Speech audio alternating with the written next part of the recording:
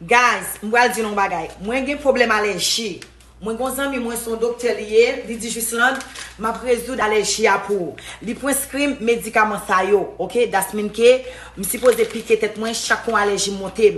Lem gade ke mwen m'pa wè règ mwen, moi passé a. M di bon, et m'anémie, m'a gade toujours. Lem checker moi ça, règ mwen pas vini. M di bon, pas ka comprendre. Ouais, m'pa wè règ mwen. M'aller dans Walgreens, m'a lâché un petit test pour moi que ça passe. Lem gade moi enceinte. Sans que m'pa gen nèg. OK, m'pa vivre dans avec nèg et puis m'pa faire bagay.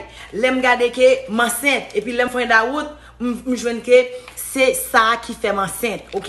Allergie pilant, OK? Allergie piquant, m'a prend c'est lui même qui enceinte moi. So guys, faites attention avec ça que docteur a ban nous. OK? Nous pas connaître qui ça Chinese yo a fait derrière moi enceinte sans que m'pa connait papa.